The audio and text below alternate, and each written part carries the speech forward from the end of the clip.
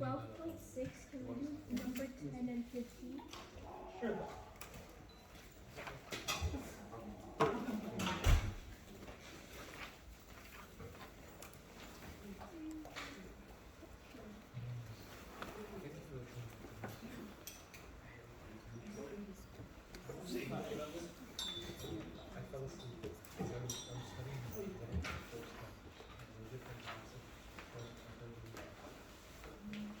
Welcome back also to all of you who couldn't make it yesterday due to the flooding.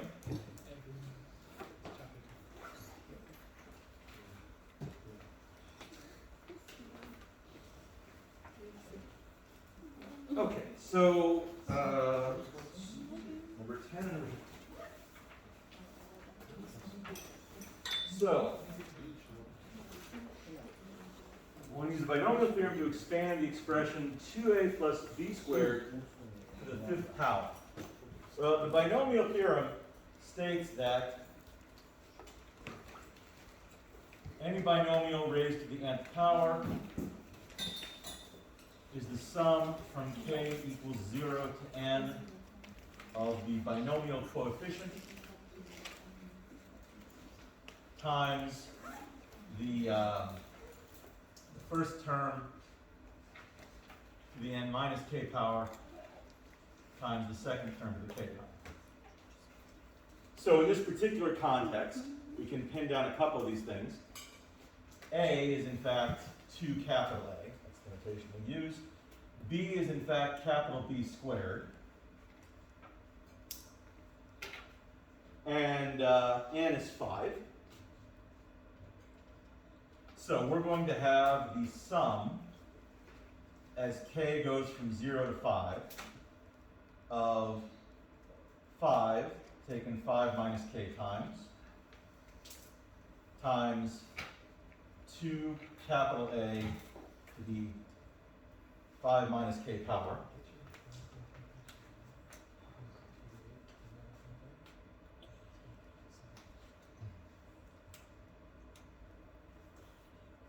times capital B squared to the k power.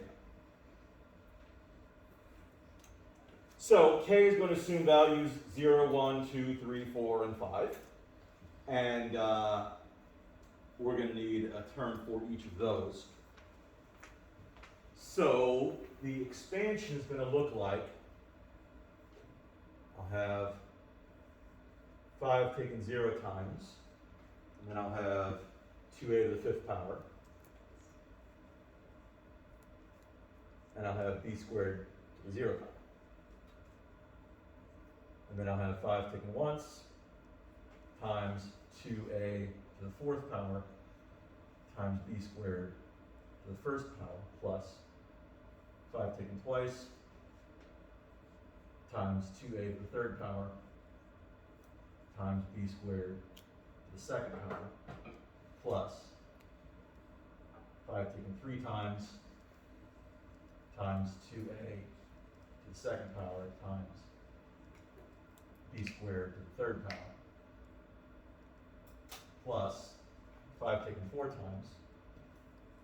times 2a to the 1st power times b squared to the 4th power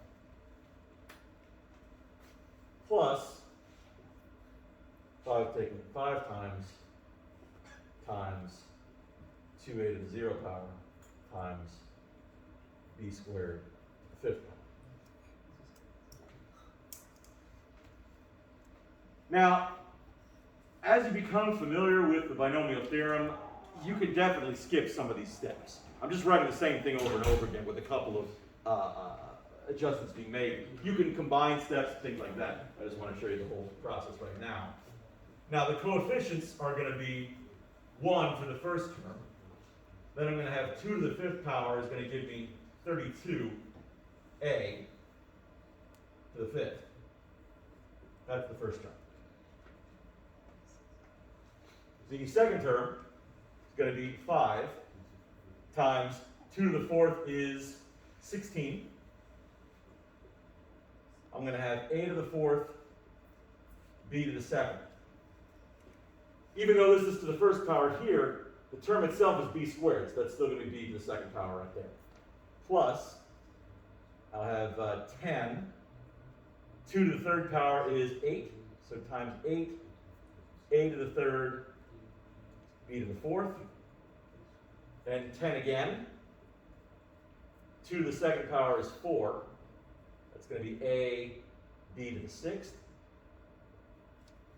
Then 5, 2 to the first power is just 2, a, b to the eighth,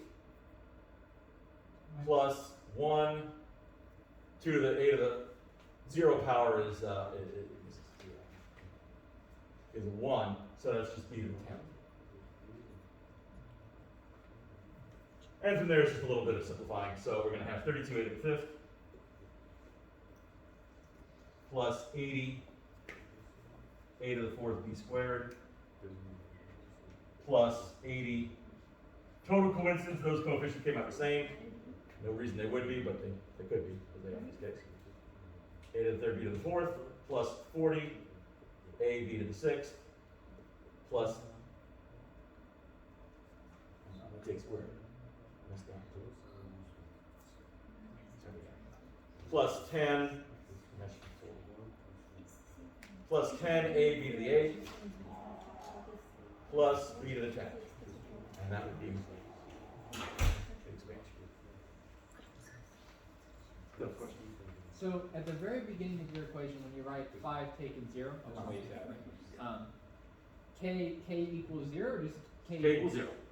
So why is it? I guess what I'm having trouble with is when I'm looking at the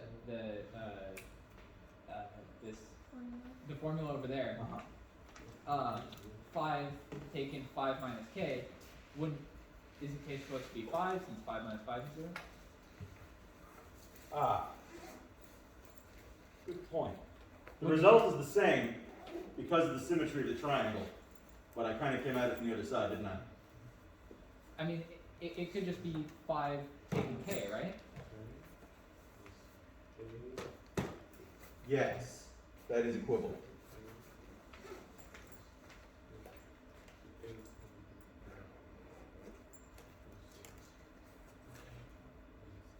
They're the same formula. They'll always give you the same results. But this is the way that I ended up doing it. There's no difference. Yeah, it wouldn't change anything because 5 taken 0 and 5 taken 5 are the same. 5 taken 1 and 5 taken 4 are the same. The symmetry of the triangle means it works the same either way. But this is a slightly simpler formulation, so you might as well just go with that. And that's just what I defaulted to over there without thinking about it. Questions, Tom? Is that what we use as we get further into like calculus and stuff like that? We use that form of. Oh, it really doesn't matter at all. There's absolutely no difference between what I had written here a second ago and what I just wrote. They are identical. Question? Yeah, I had a question. So whenever you do like 5 taken 0 and then 5 taken 1, how come you don't like do the factorial thing? Oh, you do. I happen to remember them, but that's where those numbers came from. Yes, Pascal's triangle for a power as low as 5. I happen to remember the triangle down to about 6 rows off the top of my head, so that's just easier. But if you were to do, for example, 5 taken twice, that would be calculated by taking 5 factorial over 2 factorial, 3 factorial, which would be 5 times 4 times 3 times 2 times 1 over 2 times 1 times 3 times 2 times 1. Those all cancel. 2 cancels the 4, leaving the 2, and I get a 10. So why would it be 2 factorial or 3 factorial? Well, the formula is that n taken r times is equal to n factorial over r factorial times n minus r factorial. I may have written those in reverse order, but it doesn't matter because multiplication is commutative. So, all you need to know is that one of these numbers is the lower number, and they add up to the top numbers.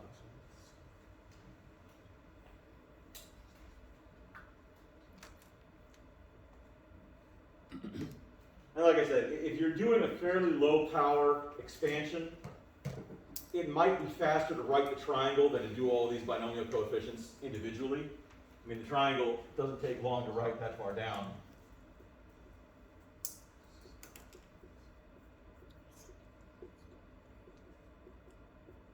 And at that point I have them all. That definitely was faster than it would have been doing all 6 coefficients by hand.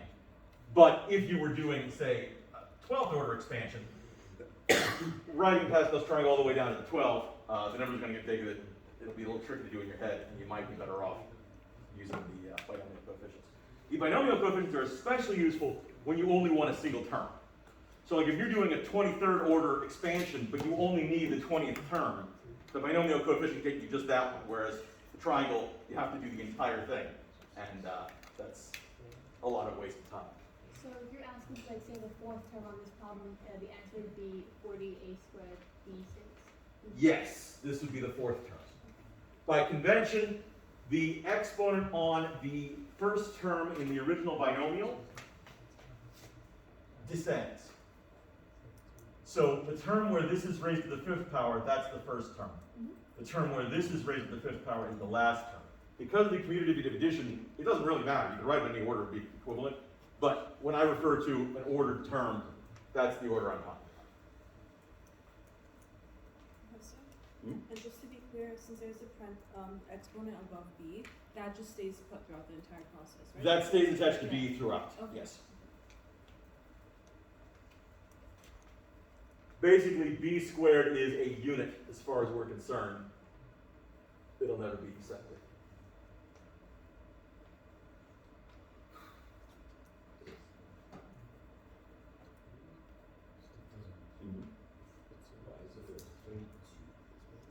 In the first term? Well, the factors involved were the binomial coefficient of 5 taken 0 times, which is 1. 2a to the 5th power, which is 2 to the 5th power and a to the 5th power. All right. So that's the thing about a binomial expansion. There are a lot of little steps. Each little step is very easy, but there are so many little steps that it's easy to mess up on one of them. It should be obvious that you absolutely must show all of your work on a problem like this, because there's just too great a risk you're going to mess something up. I mean, I made at least 2 mistakes just now as I was doing this on the board, and the only way that I knew that was because I looked at the previous work and saw that it was wrong. If I didn't have that previous work, I would have missed it. So, learn from that example. You need your work as much as I do. Question on. So when it's 5 taken 0 times, we get 1. Yes. And then when it's 5 taken one time, what do we get? 5. 5, okay. And is that from the, okay. You can get it from Pascal's triangle, or you can use this formula. They are equivalent. Anything greater than 6 on I mean, it's a matter of your own personal capacities. If you find this really uncomfortable, you might want to go even down to 7 or 8 rows of Pascal's triangle. You know, it's just kind of up to you. But at a certain point, Pascal's triangle is going to be too much work. And at that point, this is a better option.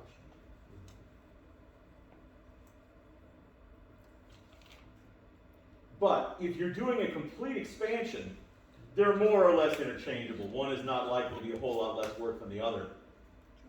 But if you're looking for only one term, you definitely don't want to use Pascal's triangle. That's a waste of time.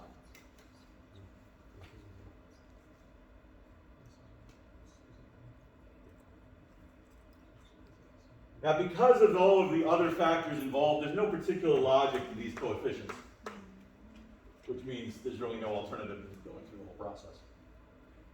Professor, for the NR, if the R is 0, is it always 1? Absolutely. And then if it's over 1, it's N.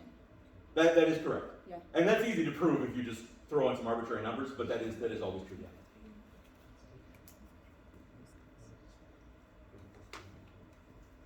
Other questions?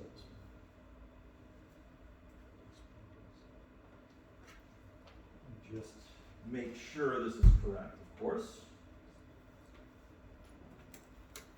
You said the factor of 0 is 1, right? That's correct.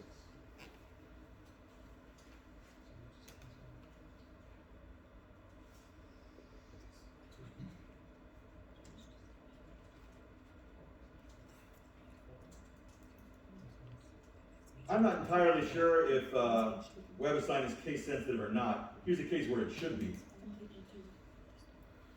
Lowercase a and uppercase a are not interchangeable. And it is entirely possible that you would encounter both in the same problem, and it would make a big difference.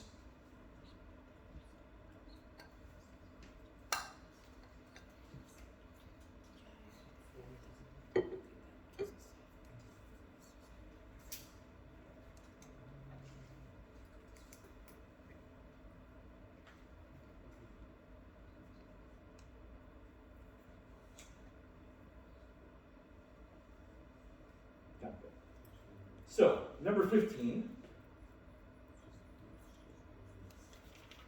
Yes, and here we just wanted a single term.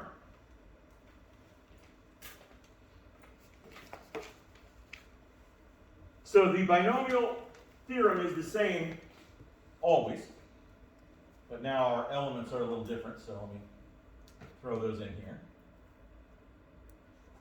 In this case, the first term is x, the second term is 2y, and the power of the expansion is 6. So, It's 10, no? Or is oh, 10, I'm sorry. It's on the division, I didn't quite see it. Yeah, 10 is the overall power. Okay, so I'm going to have the sum from k equals 0 to 10 of 10 taken k times x to the 10 minus k power times 2y to the k power. And they tell us we want a term that contains x to the 6th. That tells us what k should be. If we want a term involving x to the 6th, what k are we going to need? 4. Because 10 minus k should be 6. 10 minus k is the power of x in each term. I want the term containing x to the 6th. Note, they didn't say the 6th term. This is not the 6th term. It's the 5th term. So, when they tell you what a piece of the term is going to look like, use that instead of saying it's the whatever term. That's not how this is phrased. So, since 10 minus k has to be 6, k has to be 4. So, I'm looking for 10 taken 4 times x to the 6th power times 2y to the 4th power. This is what I'm looking for. I don't need any of the other terms, just that one. So, 10 taken 4 times, I'm going to have 10 factorial over 4 factorial, 6 factorial. So that's going to be 10 times 9 times 8 times 7 times 6 factorial. I'm going to stop expanding there because I have 6 factorial down here. I'm going to have 4 times 3 times 2 times 1.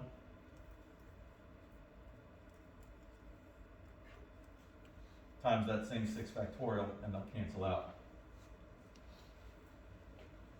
But 4 times 2 is 8, so I can cancel 4, 2, and 8 altogether.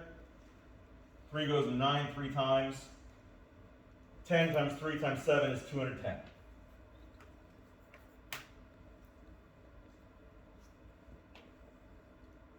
So this is going to end up being 210 times x to the 6th times 2y to the 4th. 2 to the 4th power is 16. So it'll be 210 times 16, x to the 6th, y to the 4th. 210 times 16, you might want a calculator for.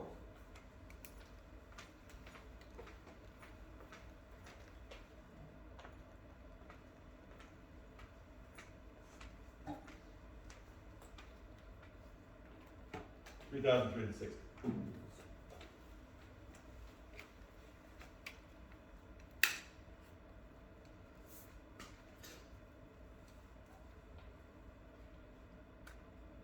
Now, I certainly could use that approach to expand fully and get the other 10 terms as well, but that was the only one that was asked for, so we're good there.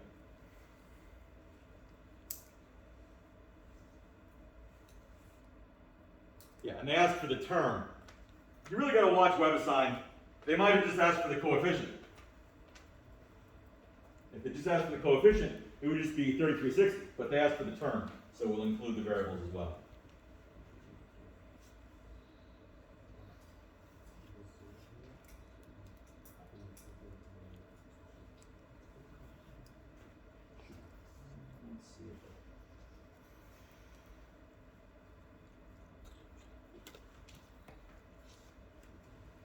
So, slightly cumbersome, but extremely mechanical.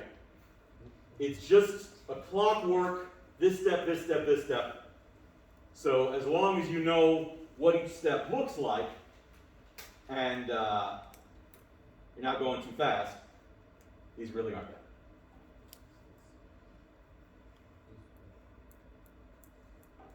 So, when I ask you to fully expand a 37th power binomial expansion on the test, just take your time, you'll be fine. I'm not going to do that. So, other questions?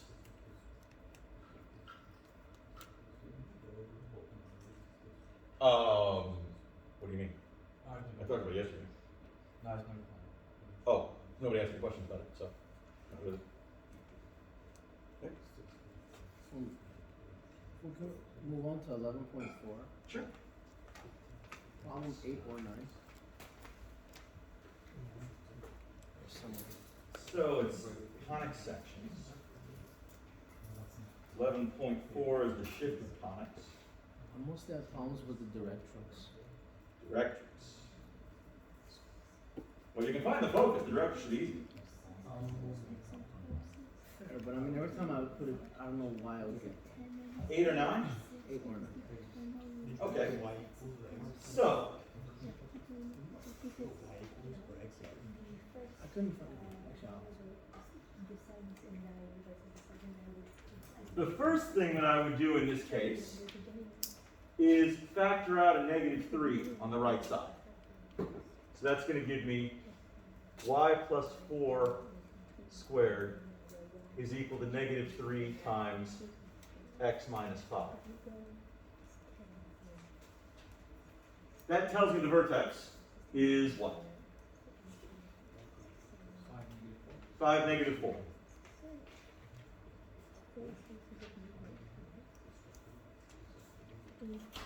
Now, how do we determine the focus of a parabola?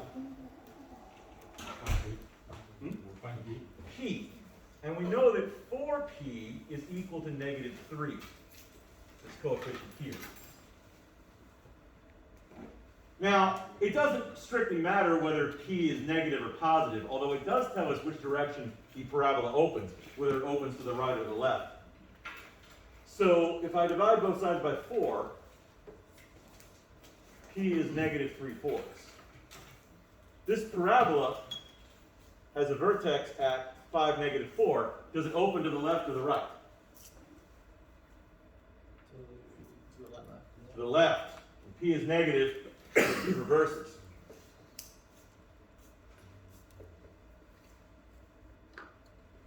So the parabola looks like that. The vertex rather is at the point 5, -4.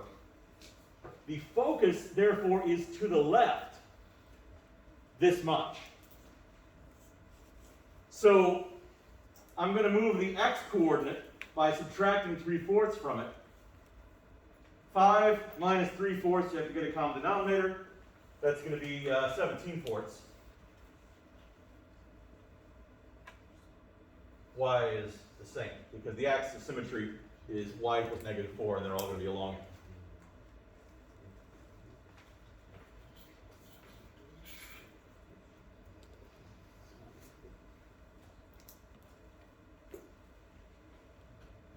So, how do I find the directrix? Subtract p. Well, 5 is 20/4. If I subtract 3/4 from 20/4, I get 17/4. Yeah. To get the directrix, I'm going to go p in the other direction. So, same distance. But if I take the x-coordinate of 5 and I add 3/4 instead, I'll get 23/4. And that's our directrix.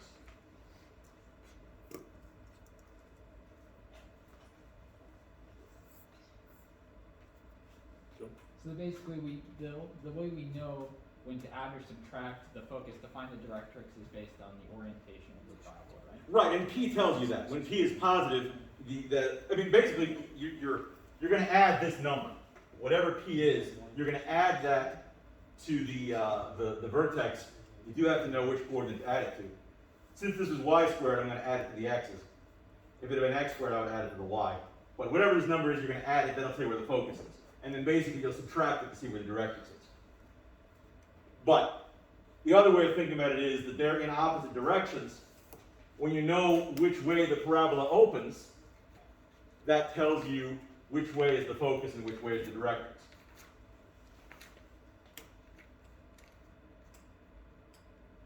Questions? Any other questions about this? Yeah. For the test, is it okay if we just approximate the graph, or do we need to find the points? Well, I'll give you specific instructions. You certainly should be prepared to find all of those because I may ask. Actually, if you look at the review, you'll see that I've asked for those specifically. So. No, I mean, if for example, this one is smaller, but if the graph was wider, for example. Oh, no, I'm not really concerned with scaling that way as long as your points are labeled correctly and the orientation is correct. Right. That's fine.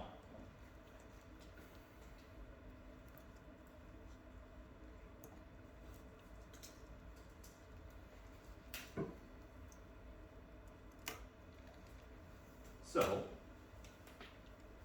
will make sure everything's kosher.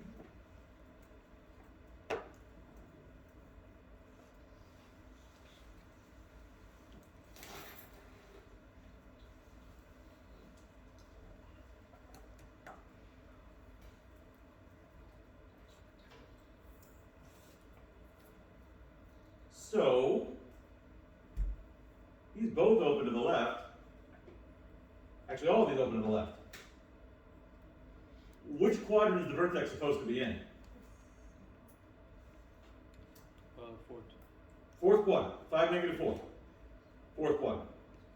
So that rules out top right and bottom right. They're in the wrong quadrant. These two, their vertices are in the same place. So how do I know which it is? Yeah, I'll need a little more information.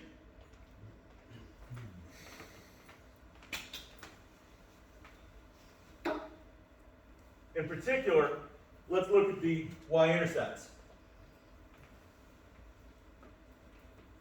If I plug in a 4, or a 0 rather, for x to my equation, I'll get y plus 4 squared is equal to -3 times -5, which is 15. Well, if y plus 4 squared is equal to 15, when I square root them, I'll get y plus 4 is equal to plus or minus the square root of 15. So, that means that at that position along the y-axis, the curve should be the square root of 15 above and below the center, so to speak. So the square root of 15 is how much? 3.87. About 3.87. So let's see which of those actually looks correct. Here's why you're better off without multiple choice questions, by the way. So, if my center is here, 3.87 up, 3.87 down, that seems about right. That's pretty close. Let's check the lower one.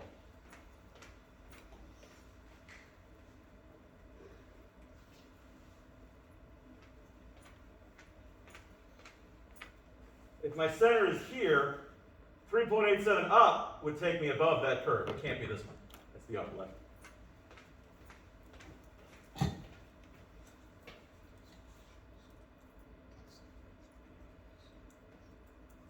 So, let's check and make sure.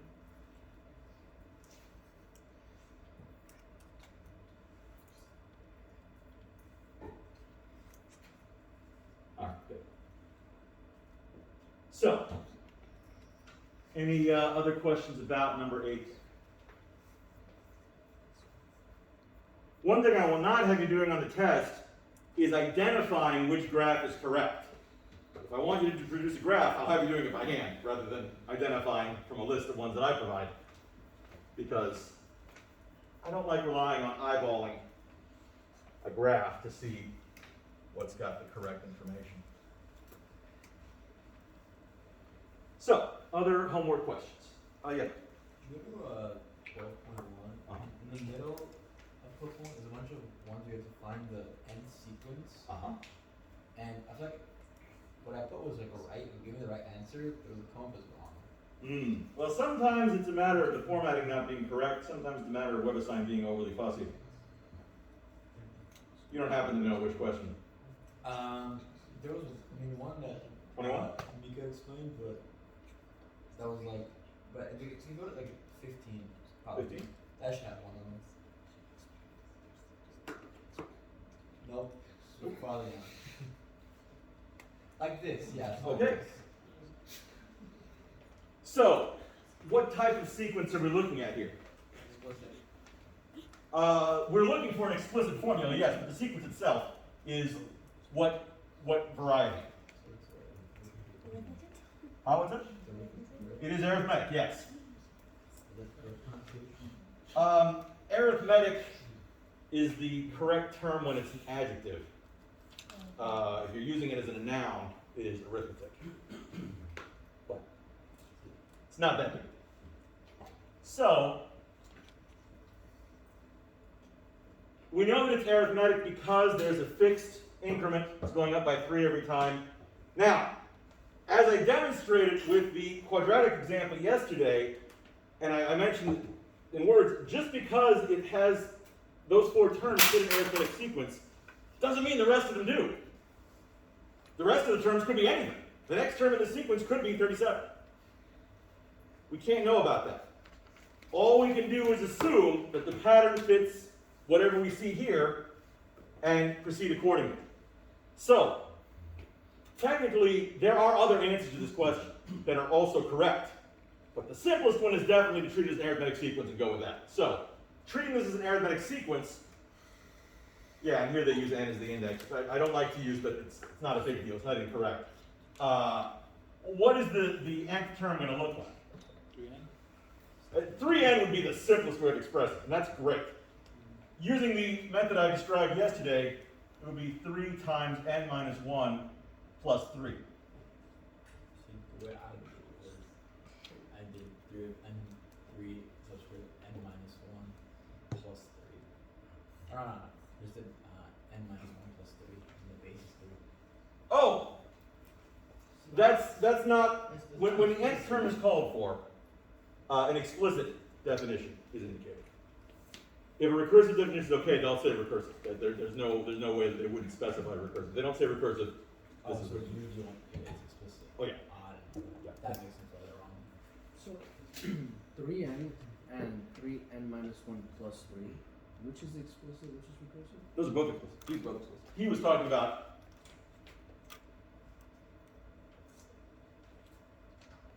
that's a recursive definition. But that's not what was called for. Can you explain why that is again? Why it's recursive? Because it relied on a previous term in the sequence. And you would know that because of the subscript. Exactly. Well, because it had a with a subscript. I mean, this right there is a term of the sequence. So if I need to know a term of the sequence in order to calculate a term of the sequence, that's a recursive definition. In this case, I don't need that. So any kind of expression that doesn't rely on a previous term, that's explicit. Yes. So I don't know if WebAssign would accept this or not. It's true this could be simplified to 3n. It would definitely accept that. Either way, it's fine. I would accept either. Let's just see if WebAssign accepts the first one.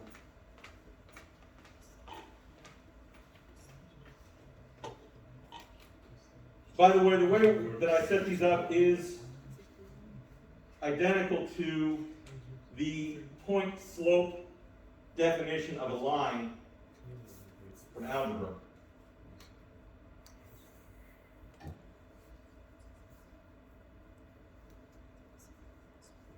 Oh yeah, exactly. No problem.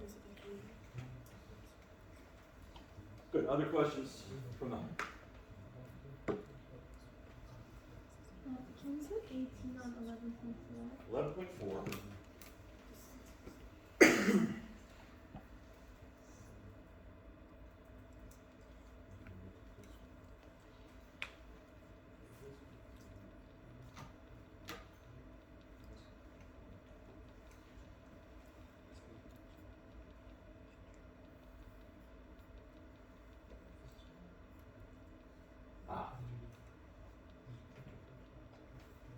So a hyperbola is described.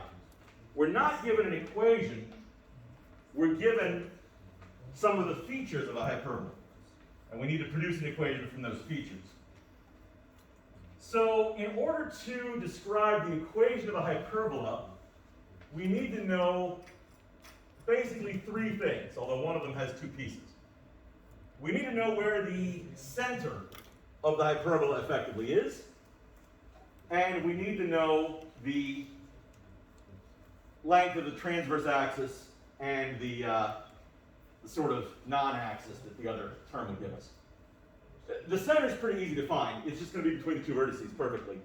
We can see that the y-coordinate is unchanged. So we're looking at a hyperbola that looks something like this. I've got a point here at -2, -3, and a point here at 4, -3. So the center is going to be something -3. Specifically, if it's between -2 and 4, the midpoint would be, if I add them, I'll get a 2, half of that would be 1, and that's going to be our center. So our equation is going to look like x minus 1 squared over a squared minus y plus 3 squared over b squared.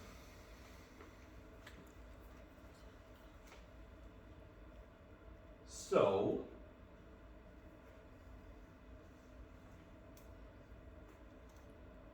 this being a hyperbola, I know that c squared is equal to a squared plus b squared.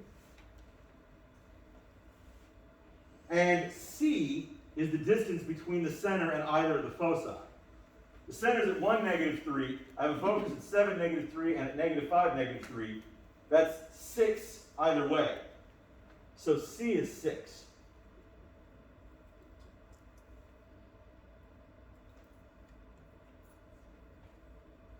But that doesn't tell me exactly what A or B are of this equal 1. So what I'm going to have to do is feed one of the vertices into the equation to get another equation involving A and B. So if I feed -2, -3 into the equation, I'm going to have -2 minus 1 squared over A squared minus -3 plus 3 squared over b squared equals 1. That makes our lives a little bit easier because, of course, -3 plus 3 is 0, and this term is just going to vanish. So I'm going to have -3 squared, which is 9, over a squared is equal to 1. It follows that a squared is equal to 9 and a is equal to 3.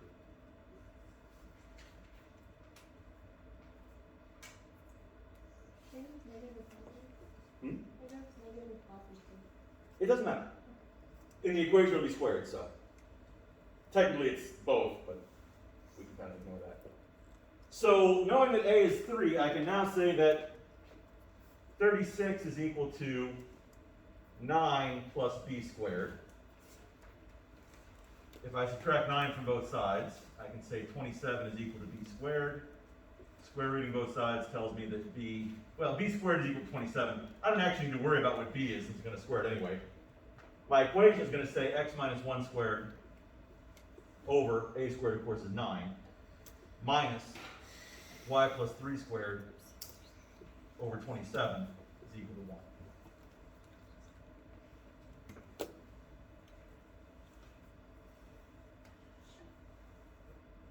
If one of the points you plug into the equation happens to be a vertex, as is the case here, you're always going to have that convenient little cancellation. If we hadn't, we'd have to do some substitution because we'd have a system of 2 nonlinear equations and 2 variables. But typically, one of the points that we given will be a vertex, and that just makes your life a lot easier. So. Yes, this. Any question? One more time, can you explain how you found your center with the 2 points? It's the midpoint between the 2 vertices. Okay. It's also the midpoint between the 2 foci. You can find it either way. Since they have the same y-coordinate, the center has the same y-coordinate.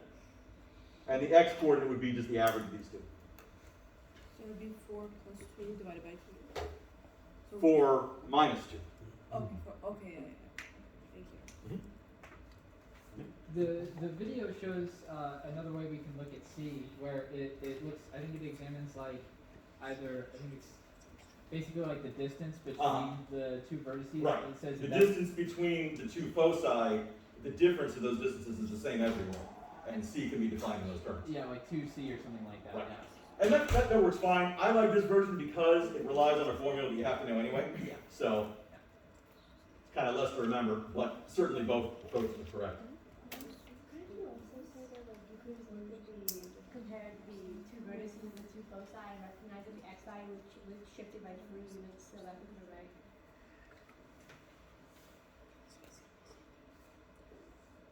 Yes. And that could have given you a and b.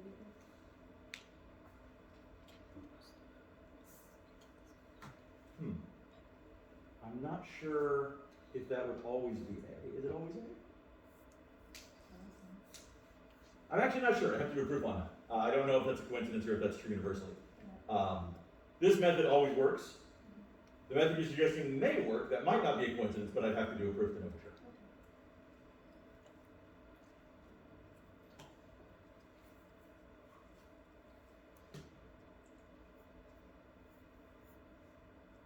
And of course, I knew that it was going to be x squared minus y squared and not the other way around because of the orientation of the foci and vertices along the horizontal axis.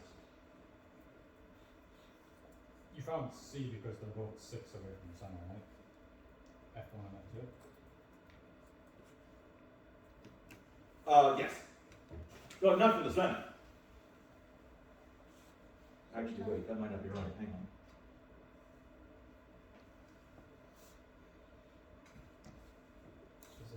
It should be from the foci. So C should be 3, shouldn't it?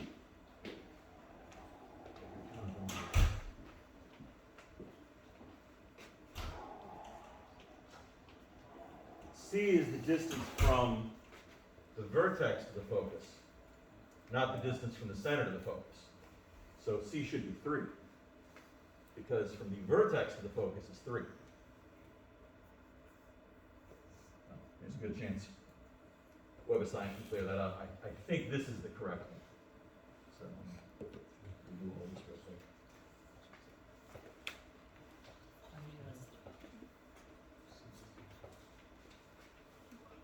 So that means that, A squared would still be 9, right? yes, because I didn't actually use C in calculating that. So that means that 9 would be equal, but see then B would be 0. Yeah, good. That can't be right. So I must have been right the first time. That doesn't feel right though. I made the same mistake and I fell into like doing that one over and over again thinking it was right, but I think the way you did it the first time is correct. Okay, so x minus 1 squared over 9 minus y plus 3 squared is 27. Let's see if that works. It's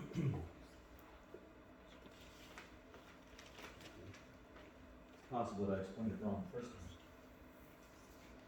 I'll do what happened now.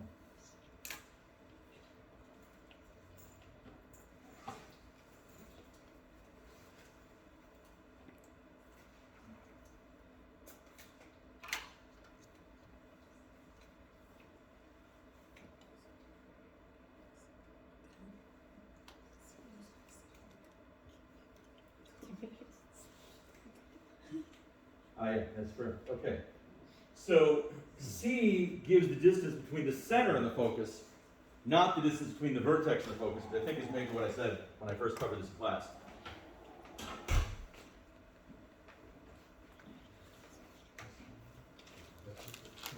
What would just plug the 7 squared equals to 3 squared and solve for B to get C or to get B.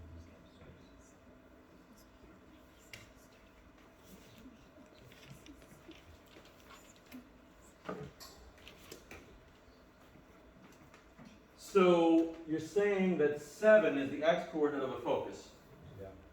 and you're going to do what with it now? I will square it because c squared equals a squared plus b squared. So That's correct. 49 equals to 9 plus b squared. Since it's from the center, yes, that would also work. Yeah.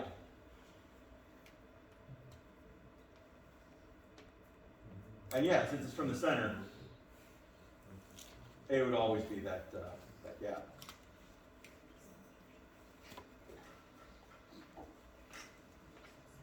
Okay, so glad that I corrected that.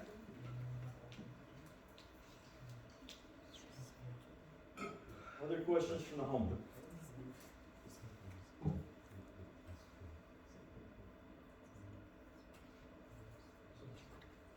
Okay, there's one more type of sequence that I forgot to talk about yesterday that I want to show an example of. Then I'll let you go over the review a little bit on your own, and then I'll go over it. So,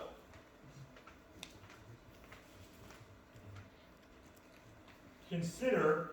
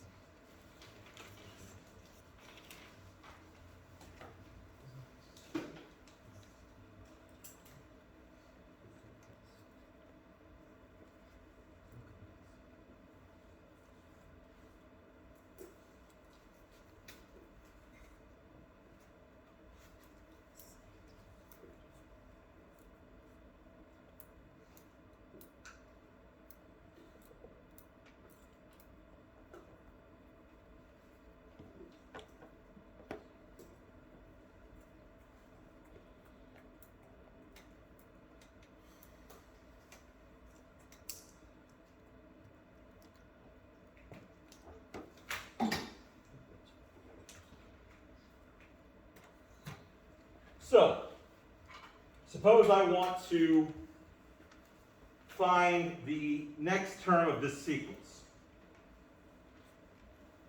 When your terms are fractions, you want to kind of handle the numerators and denominators as separate sequences. They don't have to interact. So in this case, the numerator is 2. That's simple. The denominator is a little tricky. If I wanted to describe a sequence of the denominators, how could I approach that? Okay. Oh yeah, I want to do that answer. Yep. So it's 4 to the nth power minus 1. That's correct. But, how'd you get that? We can look at the differences between the denominators and look at the differences between those differences. You can do that, yes. That's the approach that I showed yesterday. So this is going up by 12. This is going up by 20. This is going up by 28. Yeah. This is going up by 36. And that's going up by 8, 8, 8. So the next term in the sequence is going to be what? 2 on the top, that's it. 143. 142. So, to describe the nth term, the kth term as I typically ask for it, I know it's going to be 2 over some quadratic expression. So the method that I showed yesterday was b0 k, or b2 rather, k to the second plus b1 k plus b0. Now, If it's a fairly simple expression, you might be able to use without going through the whole process. But here's what the process would look like, the reliable, never fails process. I'm going to say that if I plug in k equals 1, I'll have b2 plus b1 plus b0. And the first term of k was 3. If I plug in k equals 2, I'll have 4b2 plus 2b1 plus b0. And I know that the second term was 15. If I plug in 3, I'll have 9b2 plus 3b1 plus b0. And I know the third term was 35. This is a linear system. You can plug that into a matrix solver to sort that out. That's what I'll do. Well, actually, I have to remember the answers. So that's what you do if you're working this on your own. It turns out that B2 is 4, B1 is 0, and B0 is -1. Which means that, as I pointed out, AK is equal to 2 over 4k squared minus 1.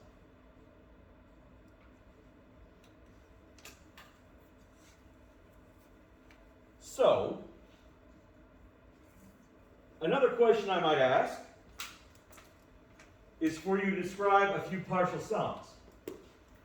S1, S2, S3, S4.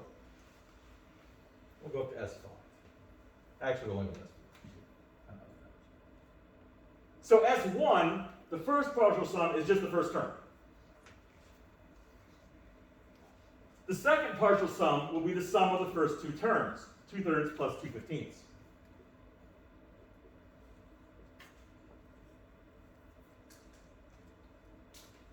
The sum of the third partial series, the third partial sum rather, is going to be 2/3 plus 2/15 plus 2/35. And lastly, we'll have 2/3 plus 2/15 plus 2/35 plus 2/63. B0 is -1, not 1, right? On the left. B0? Oh, your -1 is correct. Yeah, sorry.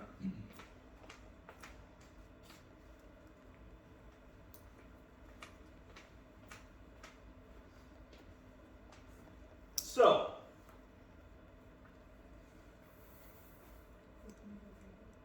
what's it? This one? Should reduce to something over 15. This is the 10 15ths plus 2 15ths and 12 15ths, which reduces to 4/5. Yeah.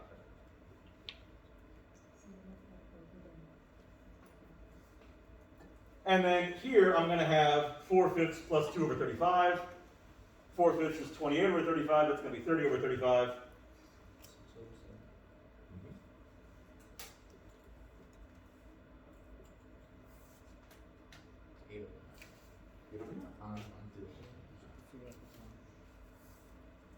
So consider the sequence of partial sums.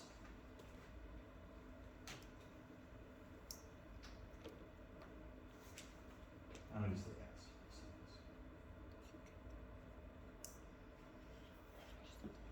this. 2/3, 4/5, 6/7, 8/9. Any guesses about what the next term would be? 10/11 is correct.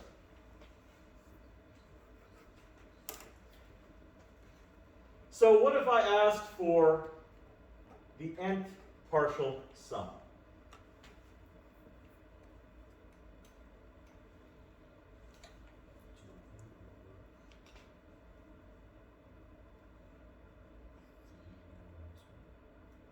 Or 2n plus 1.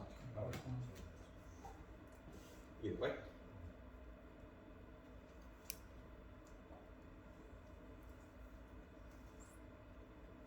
I want to show you an alternative approach to this. Yes. Hmm? Before or after you show the other approach, do you mind going over how you found the AK denominator for that? I don't understand how you found, like, you go from that to the matrix and stuff. Okay, so from here to here, you mean, or from here to here? Which Yeah, part? that formula, the B2K, where is that from? I had to go down 2 steps to find a consistent increment. It wasn't going up by the same amount initially, but the amounts it was going up were going up by the same amount. Right. That means this is a quadratic expression. So something involving k squared. Okay. Now, I don't know any of the coefficients. I don't know, maybe it turns out this one was 0, so I didn't need this term, but I didn't know that. So to be safe, I needed k squared and k and a constant. The coefficients don't matter. They're just arbitrary labels. You can call them x, y, and z if you feel like. It really doesn't matter. I use b2, b1, and b0 just so there's some order to it. But when I plug in 1, 2, and 3 for k, when k is 1, I'm going to get 1b2 plus 1b1 plus b0. When k is 2, I'm going to get 4b2 plus 2b1 plus b0.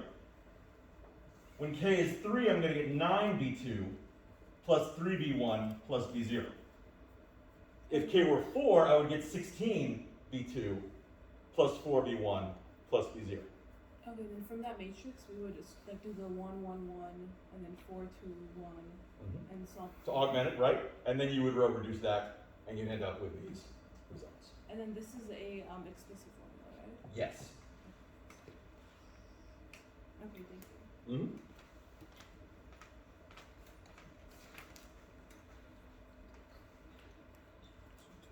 And that formula Sn, Uh-huh. I'm sorry, what is that called again? That is the nth partial sum, Partial. also described as a series. So when we get a question asking for describe this as a series?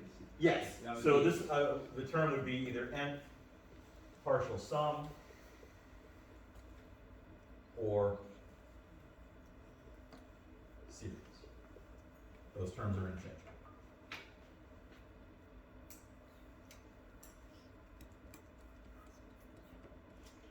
In other words, the series is the sequence of partial sums. So, back to the original explicit definition. We know that a of k is equal to 2 over 4k squared minus 1. Instead of putting together a bunch of sums and then just hoping to identify the pattern between them, I'm going to decompose this using a technique from the previous chapter. Partial fractions. This is the difference of squares. In other words, 2k minus 1, 2k plus 1. So that's going to be a over 2k minus 1, b over 2k plus 1. But I'm going to have to figure out what those coefficients are. So, if I multiply everything by the least common denominator, I'm going to have a times 2k plus 1 plus b times 2k minus 1 is equal to 2. So I'll have 2ak plus a plus 2bk minus b is equal to 2. The k terms are linearly independent of the constants, so they have to add up the same as the k term on the right, which is 0. So 2a plus 2b is equal to 0. The constants also have to match. A minus b is equal to 2. Linear system. Fairly easy to solve. Couple of options. You could multiply the bottom by 2 and add them together. You could do a substitution. You can set up as a matrix, however you want to do it. You'll find that a equals 1 and b equals negative 1.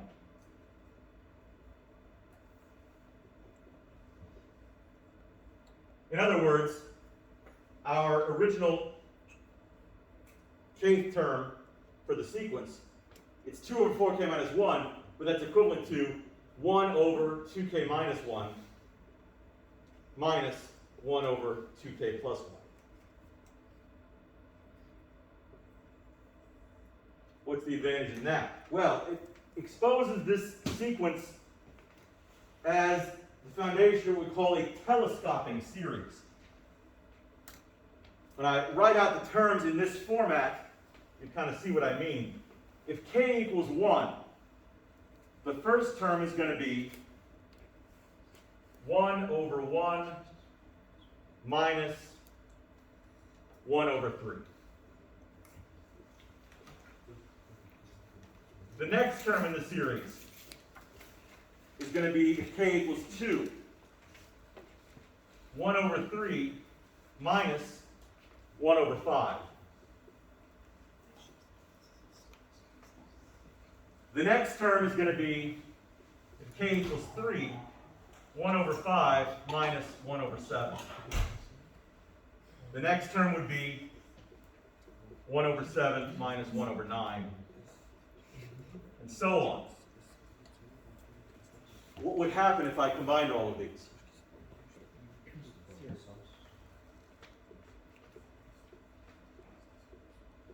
Everything cancels, except for the very first term and the very last term. 1 minus 1/9 is 8/9, which was the fourth partial sum. But in this form, it's a little easier to see. What if I just kept going forever?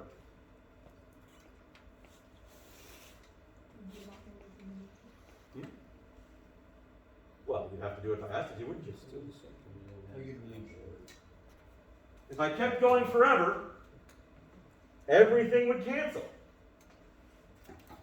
Except the first. That's the only one that never gets crossed off. Which means if I kept adding these terms literally forever, they would add up to 1.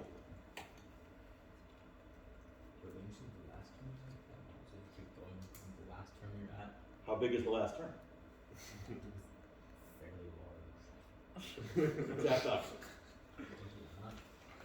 I mean, like 1/5, 1/7, 1/9, large, 1/11. and like the bottom's a big number. The denominator is getting big, yes, without bounds. I'm dividing by an infinitely large number, which will arrive at an infinitely small value.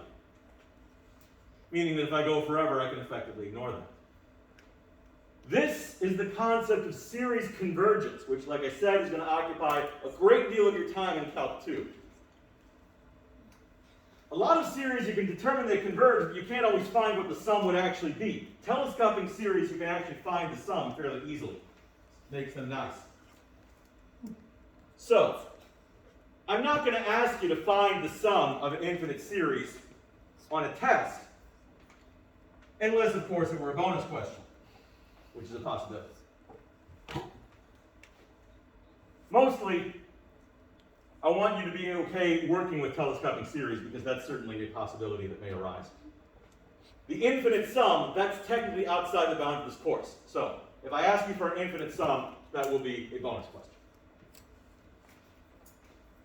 All right.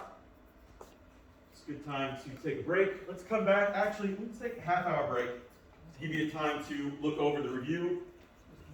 And we'll reconvene at 11:35. And I'll go over all your questions then.